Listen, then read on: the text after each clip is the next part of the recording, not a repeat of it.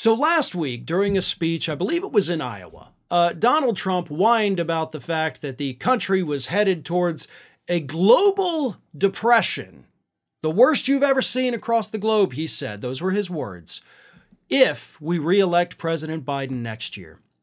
Now, on that same day that he said this, earlier in the day, so it's not like he didn't know this had happened, but earlier in that day, the Dow Jones Industrial Average hit a new record high of 37,000 points. So Trump got blistered for that. You know, economic analysts attacked him for it. The Biden White House attacked him for it. So Trump was put back. He's like, we're headed towards a depression, the worst you've ever seen. And the economy's numbers are actually doing pretty damn good. So Trump had to think quickly and figure out how to spin his stupidness into a positive. So over the weekend, Donald Trump goes to Reno, Nevada to do a rally for some reason. And he actually whined about the fact that the economy was doing too good. So a couple days before, he's like, oh my God, the economy's in shambles. And then he goes and tells the crowd in Reno, like, hey, this economy's doing too good. That's bad that the economy's doing better. We want it to do worse because that's good.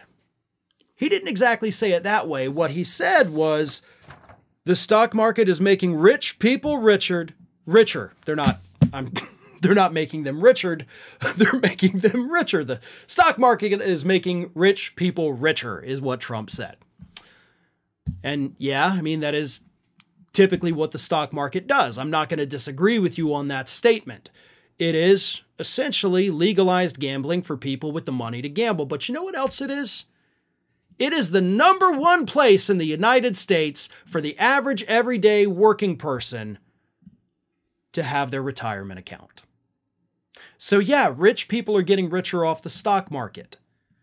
But your retirement account is doing a hell of a lot better today than it was when Donald Trump was in the White House. See, that's the part he didn't bother to tell people, right? He only wants them to think, oh, it's rich people's money. And most of it is, don't get me wrong. But if you have a retirement account, there is a near certainty that some of that money is in that stock market too. So yes, the market fluctuations do matter. When the stock market goes up, your retirement account is making more money. And I'm willing to bet plenty of people in that Nevada crowd have money in the stock market through their retirement savings. So they didn't think about that before they wildly cheered him on. But then Trump continued. Biden's inflation catastrophe is demolishing your savings and ravaging your dreams. We are a nation whose economy is collapsing into a cesspool. Huh. Okay. So the economy's doing too good, and that's bad, but also the economy's doing really bad, and that's Biden's fault. So the part of the economy doing good, like, that's bad for Biden, and then the part that's doing bad is also bad for Biden. So using Trump's logic, if the stock market crashes, that's good for Biden.